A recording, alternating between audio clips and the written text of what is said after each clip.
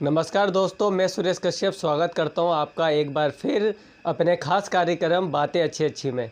तो आज के हमारे मेहमान के तौर पे हमारे साथ मौजूद है एक ऐसी महिला शक्ति जिनसे बुराड़ी विधानसभा और दिल्ली के बहुत सारे लोग जो इनसे वाकिफ़ है, लेकिन जो लोग वाकिफ़ नहीं है उनके लिए हम इनसे बातों का सिलसिला शुरू करेंगे। तो संजय बालाजी, आपका बहुत बहुत स्वागत है बातें अच्छी अच्छी में। तो सबसे पहले संजय बालाजी, हमारे दर्शकों के लिए जानना बहुत ज़रूरी है कि आपके अपने जीवन परिचय को लेके आप संक्षिप्त में कुछ बताइए अपने जीवन के बारे में। आपके बचपन से लेके अब तक का जो सफ़र है जीवन के, उसके बारे में कुछ बताइए। आप सभी को मेरी नमस्कार। मेरा नाम संजय बाला है और मैं भिवानी हरियाणा से बिलोंग करती हूँ। पिछले 15-16 साल से दिल्ली में रह रही हूँ और बचपन से ही शौक़ था एक निडर लड़की या एक कह लीजिए स्वतंत्र बेटी के रूप में माँ बाप ने पाला और हमेशा आगे बढ़ते रहने की जो एक हौसला दिया माँ बाप ने, उसको लेकर मैं हमेशा अपने आप में एक पॉजिटिव एनर्जी महसूस करती आई हूँ।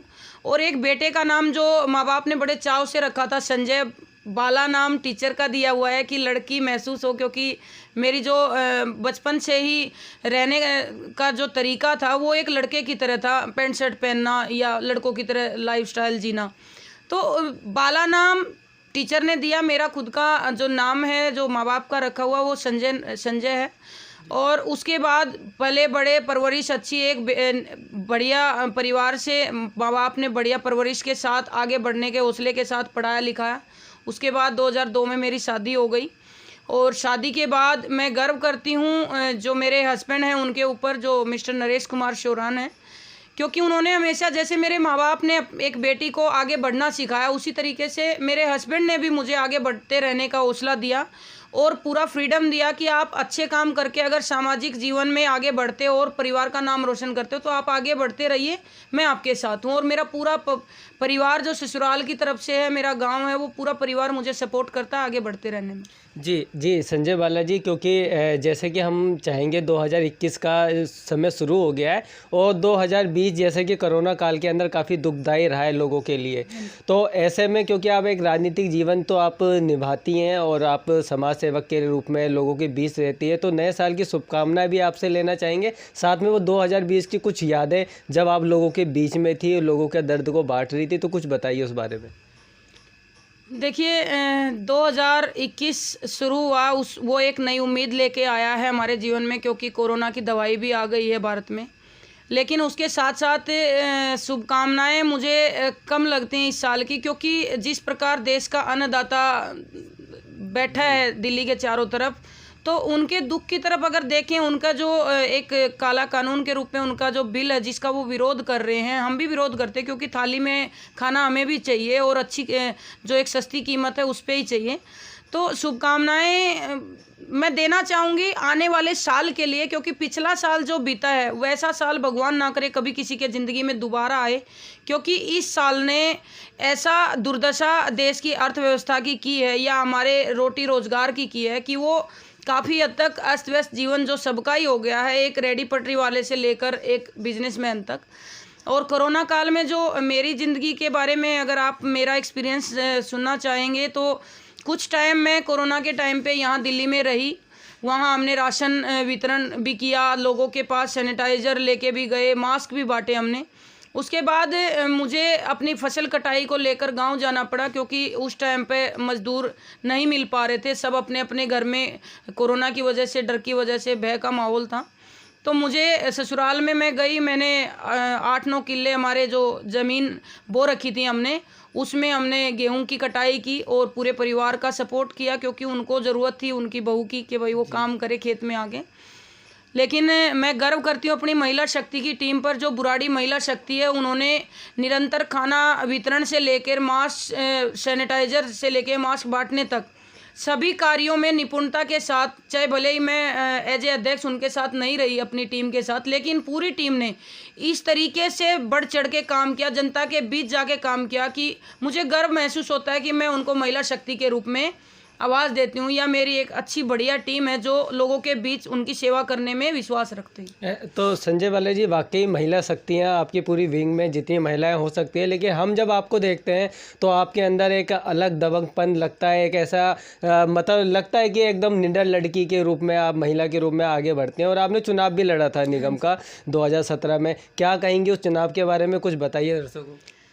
देखिए, चुनाव सबसे पहले तो मैं अरविंद केजरीवाल जी और हमारे विधायक भाई संजीव झा जी का धन्यवाद करना चाहूँगी। एक नॉर्मल से मध्यम वर्गीय परिवार की बेटी को उन्होंने चुनाव लड़ने का मौका दिया और एक्सपीरियंस काफ़ी अच्छा रहा। कड़ा मुकाबला था। हमने बहुत ही कम समय में मैं 9,200 के लगभग 9,500 के लगभग मैं वोट लेकर आई और मेरे जो कार्यकर्ताओं ने दिन रात काम किया, मैं उनको सैल्यूट करती हूँ और पूरी ज़िंदगी में उनका एहसान नहीं भूल सकती, क्योंकि उन्होंने बहुत अच्छे तरीके से उस चुनाव को लड़वाया और अच्छे तरीके से हमने वोट भी लिए। हार जीत चलती रहती है, उसका हमें ज़्यादा दुख नहीं मनाना चाहिए, लेकिन मैं ये मानती हूँ कि वो एक्सपीरियंस काफ़ी अच्छा रहा है। एक आम परिवार से निकल के एक लड़की नेता के रूप में चुनाव लड़ी और उनकी टीम ने पूरा सहयोग किया, उनकी टीम ने पूरा सपोर्ट किया और आगे भी हम चाहते हैं कि भगवान करे कि अच्छे अच्छे भविष्य सभी कार्यकर्ताओं के आते रहें और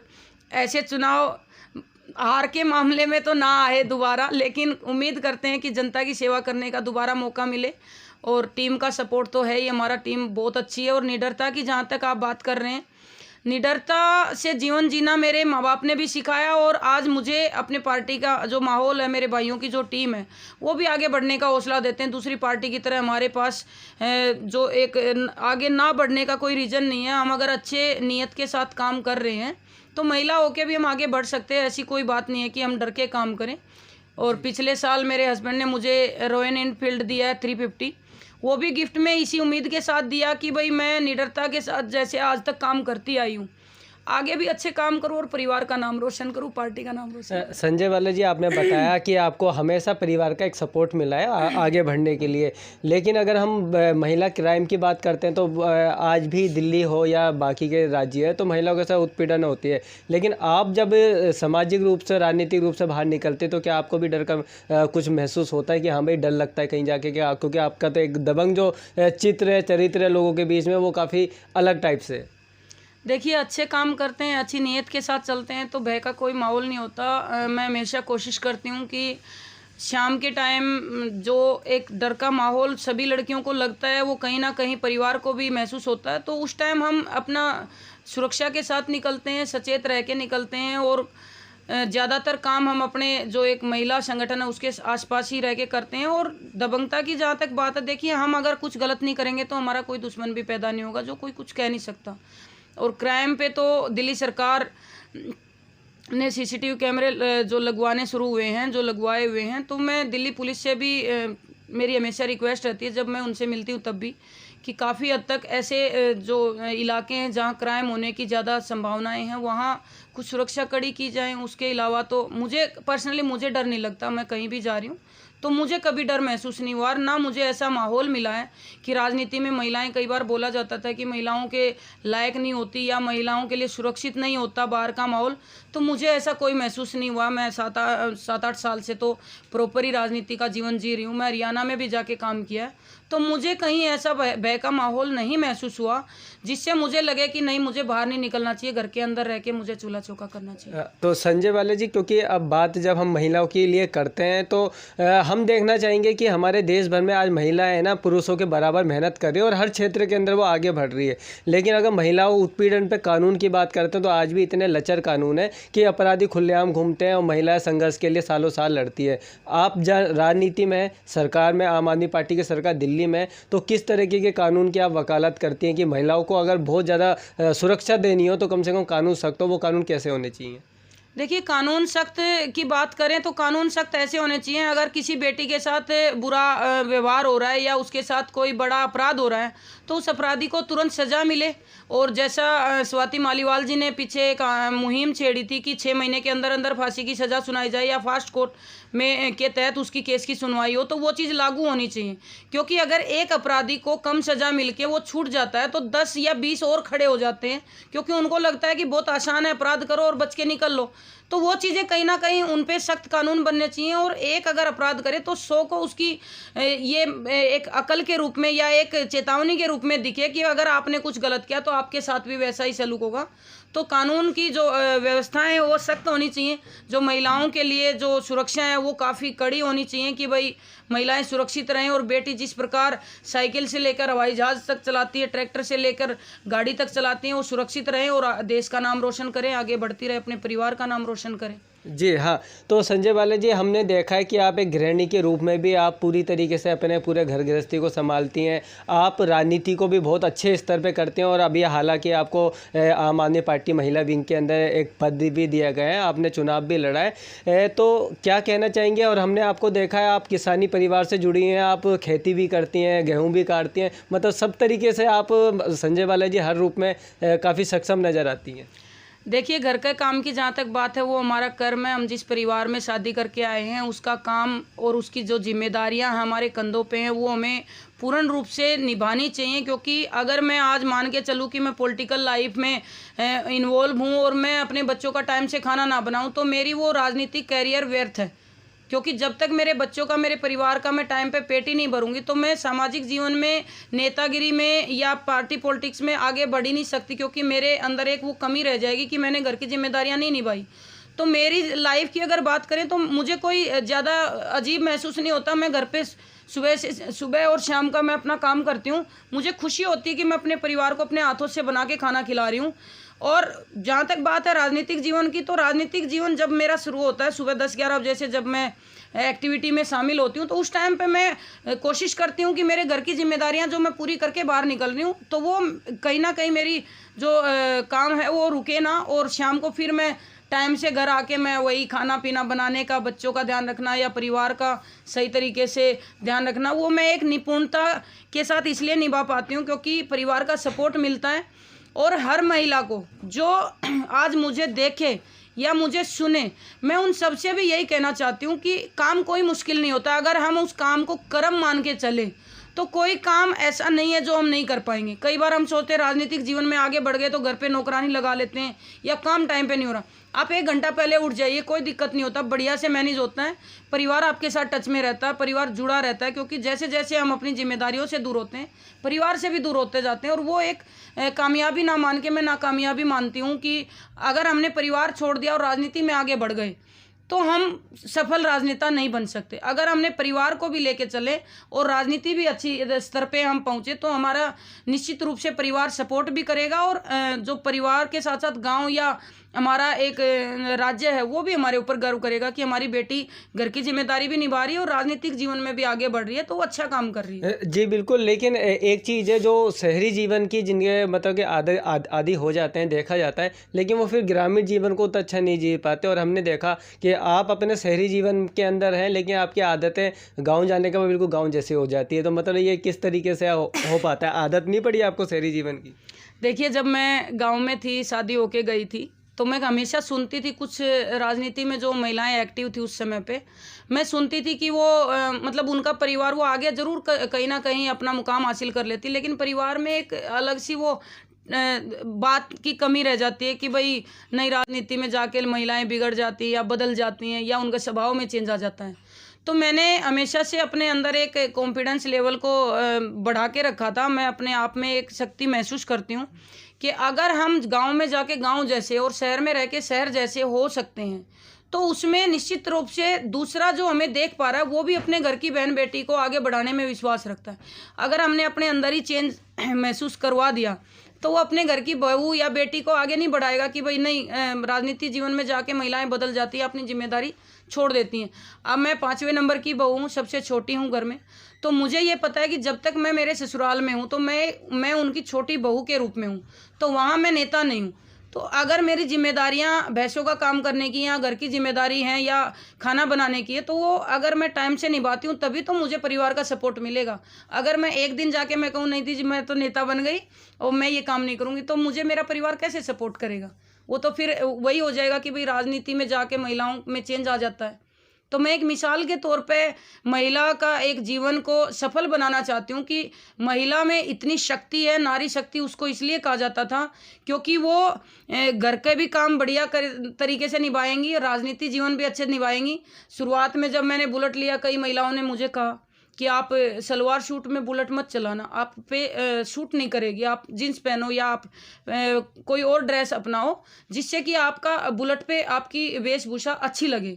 लेकिन मैंने हमेशा से अपने पहनावे के ऊपर गर्व किया है और मैं मानती हूँ कि जो बहन बेटी अच्छी ड्रेस के साथ, अच्छे पहनावे के साथ अपनी संस्कृति को लेकर चलती है और आगे बढ़ती है, तो समाज के साथ साथ परिवार और परिवार के साथ साथ जो बाकी का समाज है वो भी उसका सपोर्ट करता है कि बेटी अच्छी जगह जा रही है, इसको आगे बढ़ने दो। और मैं आज सलवार सूट में बुलेट चलाती हूँ, मुझे कोई दिक्कत नहीं होती, कंफर्टेबल, और मुझे गर्व होता है जब महिलाओं में एक अलग सी ऊर्जा दिखती है मुझे बुलेट चलाते हुए देख के। जी बिल्कुल, क्योंकि देखा गया है कि अभी आपका हाल ही के दिनों में बुलेट चलाते हो, आपकी बहुत सारी वीडियो वायरल हुई है, लोगों ने देखा है। और मतलब संजय बालाजी एक ऐसी नेत्री हैं, बुलेट उठाया, टोपी सर पे लगाया, हेलमेट पहना और निकल गई किसान आंदोलन में और किसानों के बीच, और वहाँ भी काम किया, वहाँ भी उनके लिए रोटी सब्जी बनाने में हाथ बढ़ाया। तो किसान आंदोलन में आपका जो जाना होता है और बिल्कुल बुलेट पर, तो किसानों के भी मन में एक आता होगा कि हाँ भाई एक बेटी आई है किसानों की, तो किस तरीके से वो आपका समर्थन को देखते हैं?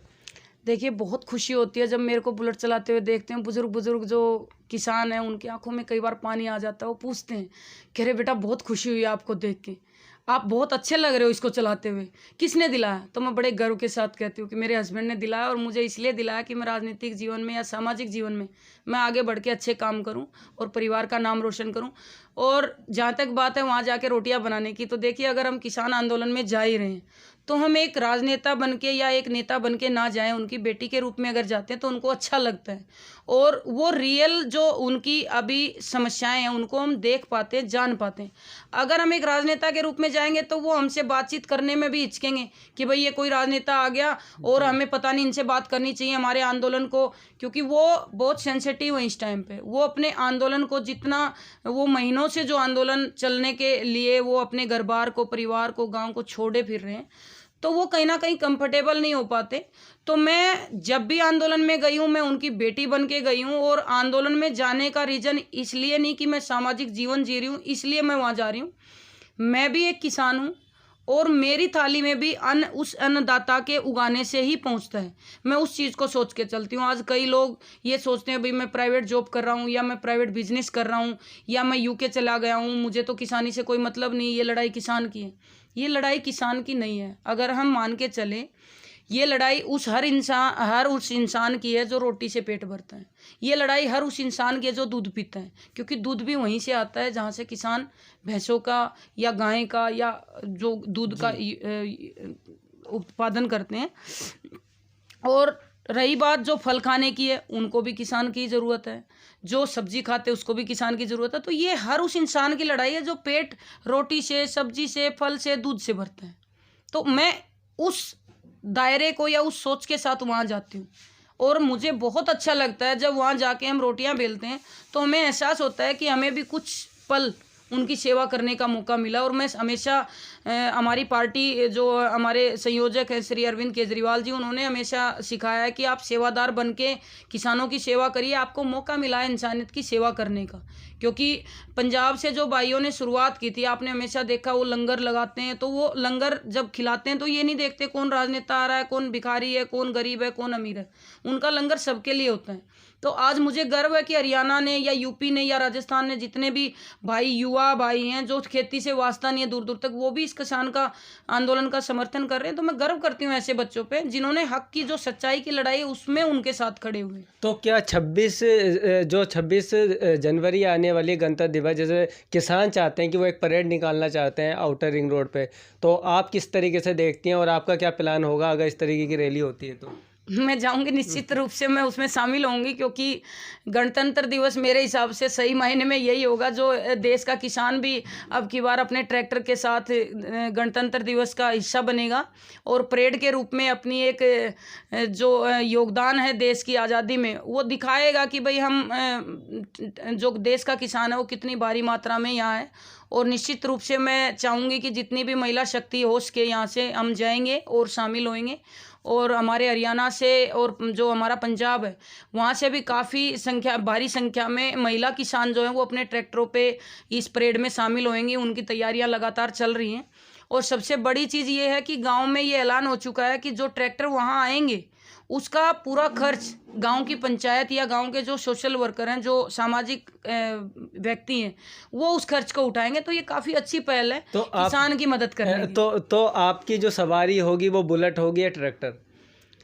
देखिए, मेरा मन तो ट्रैक्टर है, लेकिन देखते हैं जैसा भी वहाँ का आदेश होगा। अगर मैं बुलेट पे वहाँ पहुँचूँ और मुझे किसान बुजुर्गों के द्वारा, किसान भाइयों के द्वारा अगर ये चीज़ बोली जाएगी कि नहीं आप ट्रैक्टर पे नहीं, आप बुलेट पे ही रहो, तो मैं बुलेट पे शामिल हो जाऊंगी। अगर मुझे जो अपना मन है वो मेरा ट्रैक्टर से चलने का है, तो अब देखते हैं कैसा क्या बनता है उस दिन सुबह सुबह जाके। जी बिल्कुल। लेकिन अब हम अपने आखिरी सवाल पर आते हैं कि अगर मैं ये आपसे जानना चाहता हूँ कि संजय बालाजी किन उद्देश्यों के साथ अपने जीवन को जी रही हैं, और आखिर अगर जानना हो हमें कि आपका सपना क्या है समाज के लिए, क्षेत्र के लिए, देश के लिए, तो क्या बताएंगे आप? देखिए, जहाँ रहो, जहाँ काम करो, वहाँ अच्छा काम करो और आपके समाज को, आपकी कॉलोनी को, आपके वार्ड को, आपकी विधानसभा को या आपके गांव को आपके कार्यों से खुशी भी हो और आप पे गर्व भी हो, ऐसे काम करने चाहिए। और हमारा जीवन छोटा ही भले ही बेहतरीन होना चाहिए, ये मेरी अपनी सोच है। तो मैं आगे बढ़ के अपना परिवार, अपने समाज का नाम रोशन करना चाहती हूँ, अपने हरियाणा का नाम रोशन करना चाहती हूँ, अपनी बुराड़ी का नाम रोशन करना चाहती हूँ और महिलाओं के लिए एक मिसाल पेश करना चाहती हूँ अपने जीवन को लेकर कि महिला अगर चाहे तो वो आगे भी बढ़ सकती है और अच्छे कार्य करके अपने परिवार के साथ साथ अपना जो अपनी आसपास का समाज है उसके नाम रोशन करने में भी अहम योगदान दे सकती है। जी बिल्कुल, धन्यवाद। तो हमारे साथ मौजूद थे संजय बालाजी, जिनके बारे में आपने बड़ी बारीकी से जाना, इनके जीवन के बारे में, इनके व्यक्तित्व के बारे में। तो फिर एक नई शख्सियत के साथ हम मौजूद होंगे और आपके सामने बातें अच्छी के माध्यम से वो सारी बातें रखेंगे। तब तक के लिए अलविदा, नमस्कार।